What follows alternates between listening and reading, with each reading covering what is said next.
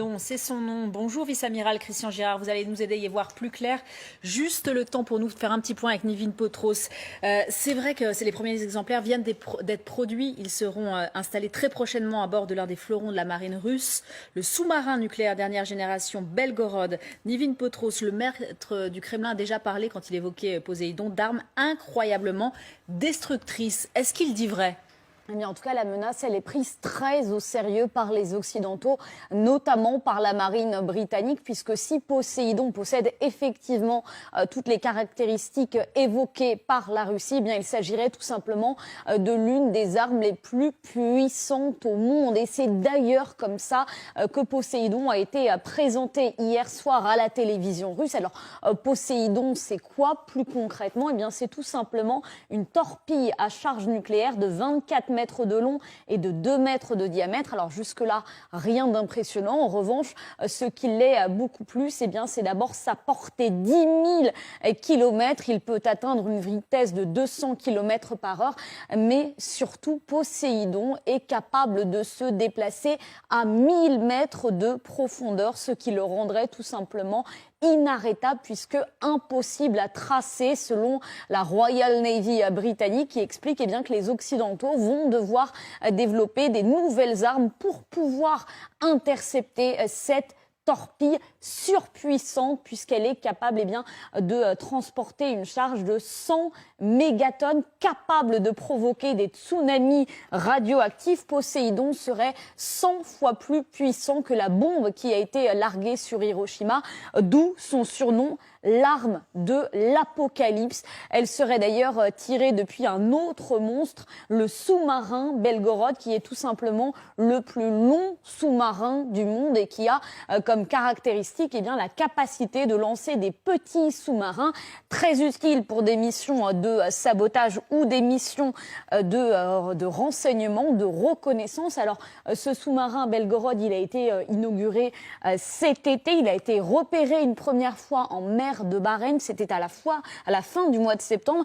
Il a ensuite disparu pendant plusieurs semaines et selon le renseignement américain, eh bien, les Russes auraient profité de cette période eh bien, pour tester ces fameuses torpilles Poséidon. Finalement, d'après les Américains, toujours, ces essais n'auraient pas lieu. Alors, la Russie a démenti en expliquant que si, tout avait bel et bien fonctionné. Alors, qui dit vrai pour l'instant, on ne le sait pas. Mais ce qui est sûr, en revanche, c'est que ça y est, ces torpilles, elles sont prêtes. Elles ont été fabriquées. Elles seront livrées pour le sous-marin Belgorod dans les tout prochains jours, selon l'agence russe TASS. Merci beaucoup pour ce travail, Nivin Potros. Amiral Girard, Nivin le disait, Poutine le dit aussi, l'arme de l'apocalypse, est-ce vrai ?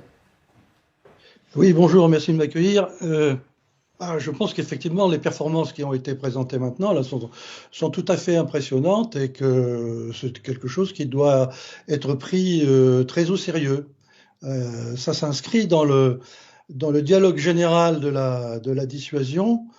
À mon avis, ça trahit beaucoup plus la peur que les Russes ont aujourd'hui de ce qui est en train de se produire, mais ça mérite quand même d'être suivi de très près.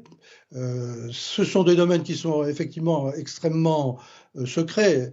Les performances réelles, le degré de maturité de cette arme, on ne le connaît pas.